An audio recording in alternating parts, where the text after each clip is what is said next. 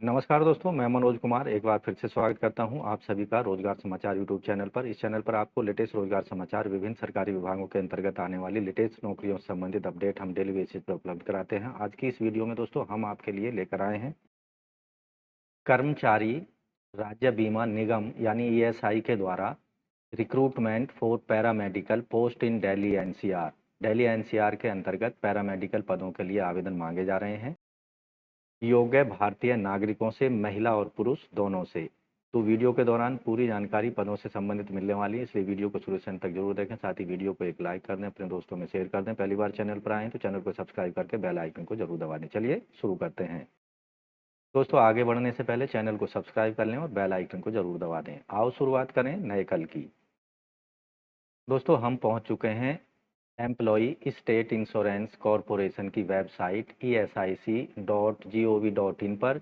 यहाँ रिक्रूटमेंट वाला पेज आपने खोला हुआ है। आप देखेंगे यहाँ पर regional office Delhi detail advertisement notice for the paramedical cadre in Delhi NCR region के लिए दिया गया है। इस पर क्लिक करके आप डिटेल में एडवर्टाइजमेंट को देख सकते हैं, जिसे यहाँ हमने पहले से डाउनलोड किया हुआ है।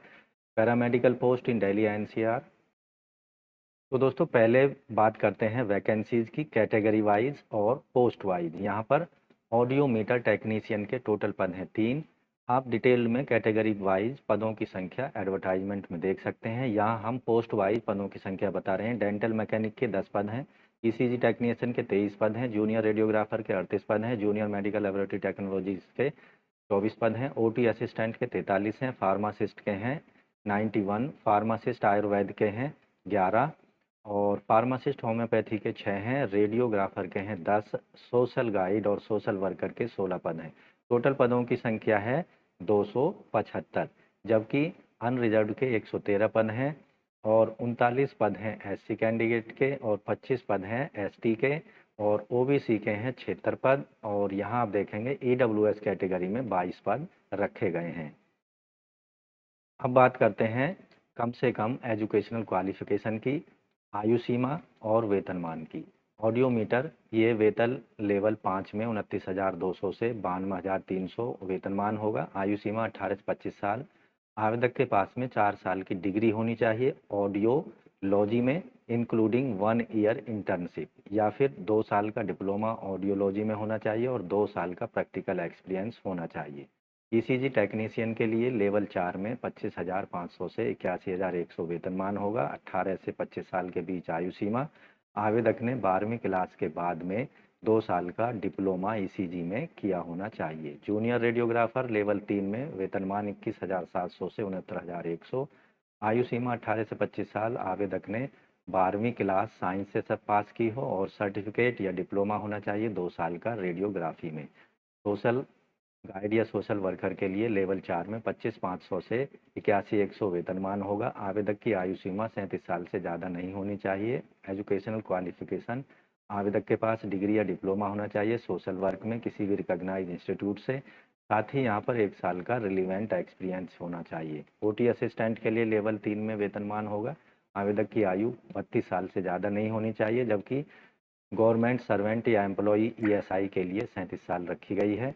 आवेदक ने 12वीं क्लास साइंस सब्जेक्ट से पास की हो और ओटी किसी भी रिकॉग्नाइज हॉस्पिटल के अंतर्गत 1 साल का एक्सपीरियंस होना चाहिए। फार्मासिस्ट एलोपैथिक के लिए वेतनमान लेवल 5 में होगा और यहाँ पर आप देखेंगे आवेदक की आयु सीमा 32 साल, जबकि गवर्नमेंट सर्वेंट एम्प्लॉई ईएसआई के लिए 37 साल। डिग्री होनी चाहिए फार्मेसी में, सीनियर सेकेंडरी होना चाहिए और डिप्लोमा इन रिकॉग्नाइज इंस्टीट्यूशन में। इसके साथ ही जो फार्मासिस्ट हैं आयुर्वेदा के लिए लेवल 5 में भरे जाएंगे। 18 से 25 साल आयु सीमा होगी।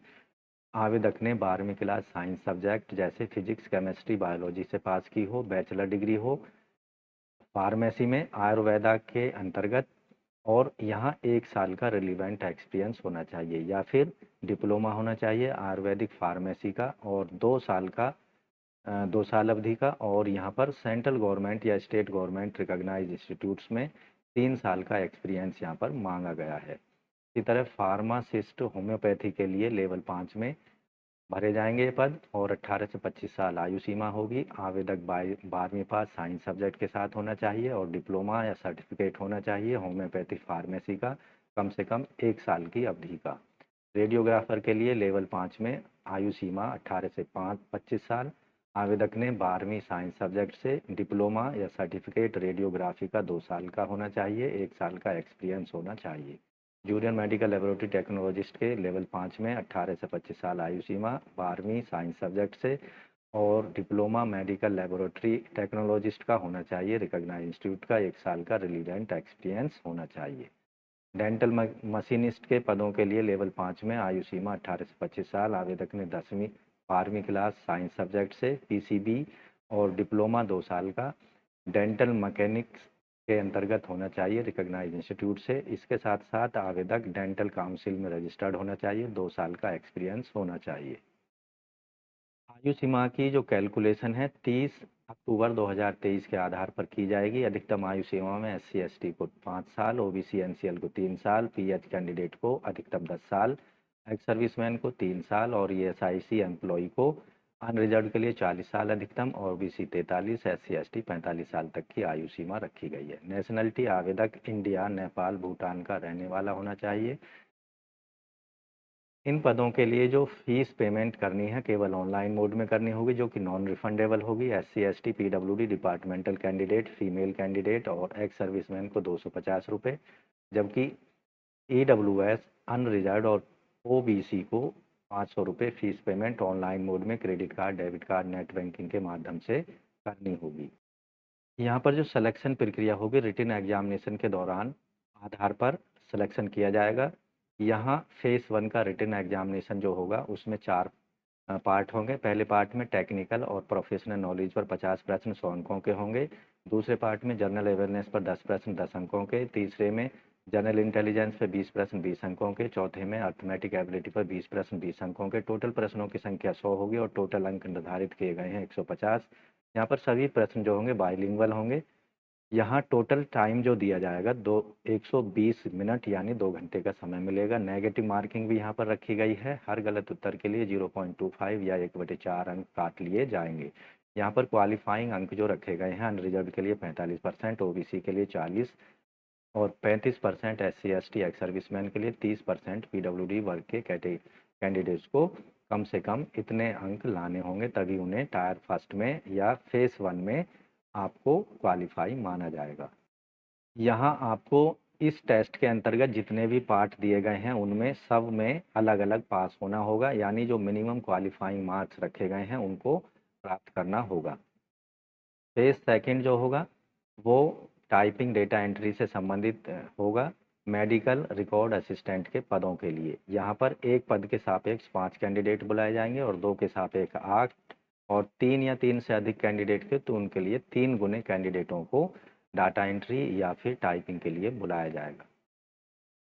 टाइपिंग जो है वो कंप्यूटर पर ली जाएगी और 35 वर्ड इंग्लिश में और 30 वर्ड हिंदी में होने चाहिए।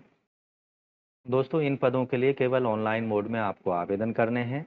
यहाँ पर 3 स्टेप में अपने एप्लीकेशन फॉर्म को कंप्लीट कर सकते हैं। पहले स्टेप होगा रजिस्ट्रेशन का, दूसरा होगा पेमेंट फीस का और तीसरा होगा डॉक्यूमेंट स्कैन डॉक्यूमेंट्स को अपलोड करने का।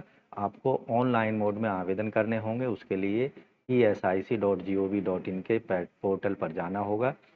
इसके साथ ही आपको जो डॉक्यूमेंट्स अपलोड करने हैं, फोटोग्राफ अधिकतम 20 से 50 KB साइज़ का, सिग्नेचर 10 से 20 KB साइज़ का और लेफ्ट थंब इम्प्रेशन 20 से 50 KB साइज़ का JPG फॉर्मेट में और हैंड रिटन डिक्लेरेशन जो कि रनिंग हैंड में होगी, कैपिटल लेटर में नहीं चलेगी, 50 से 100 KB JPG फॉर्मेट में अपलोड करने होंगे। इसके साथ जो अन्य एजुकेशनल डॉक्यूमेंट्स हैं वो भी आपको यहाँ पर अपलोड करने होंगे PDF फॉर्मेट में। एग्जामिनेशन सेंटर्स की चॉइस आप ऑनलाइन फॉर्म भरते समय सेलेक्ट कर सकते हैं अपनी मनपसंद का एग्जामिनेशन सेंटर। पदों से संबंधित अन्य सभी महत्वपूर्ण जानकारियों के लिए संबंधित एडवर्टाइजमेंट को ऑनलाइन आवेदन करने से पहले आपको ज़रूर पढ़ लेना है, उसके बाद ही आपको ऑनलाइन आवेदन करना चाहिए। तो दोस्तों दिल्ली NCR के अंतर्गत पैरामेडिकल के इन पदों से संबंधित आवेदन करने के लिए आपको ESI की वेबसाइट पर जाना होगा, जैसा कि आप यहाँ पर देख रहे हैं। यहाँ आपको एक ये डिस्प्ले होता हुआ नज़र आ रहा है, इस पर आपको क्लिक करना है, जिससे आपके सामने एक इस तरह का पेज ओपन होगा। यहाँ पर कर्मचारी राज्य बीमा निगम का यहाँ महत्वपूर्ण डेट्स दी गई हैं।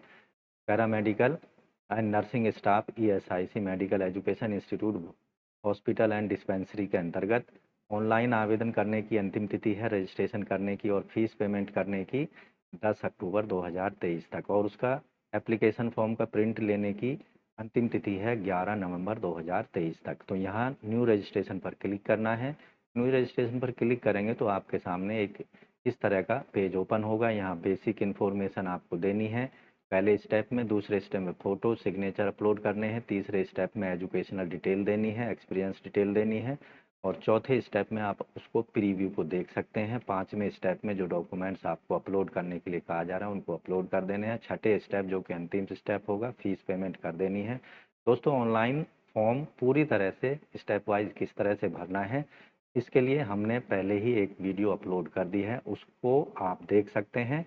और इस वीडियो के जो आई टैब दिया गया है, इसमें भी उसका लिंक आपको प्रोवाइड किया जाएगा। उस वीडियो को आप देख सकते हैं। स्टेप वाइज एप्लीकेशन फॉर्म भरना आप वहां से सीख सकते हैं। तो दोस्तों, आशा करते हैं दिल्ली एनसीआर के अंतर्गत जो पैरामेडिकल के पद हैं उनसे संबंधित इन्फॉर्मेशन आपको अच्छे से समझ आ गई होगी, और अंतिम तिथि से पहले पहले इन पदों के लिए आप ज़रूर आवेदन कर देंगे, ऐसी हम आपसे अपेक्षा करते हैं। तो वीडियो को एक लाइक कर दें, अपने दोस्तों में शेयर कर दें, चैनल को सब्सक्राइब करके बेल आइकन को जरूर दबा दें। मिलते हैं लेटेस्ट रोजगार समाचार लिए हुए नई वीडियो में, तब तक के लिए धन्यवाद। आपका दिन शुभ हो। तो सब्सक्राइब करें लेटेस्ट रोजगार समाचार के लिए, साथ ही बेल आइकन को जरूर दबा दें।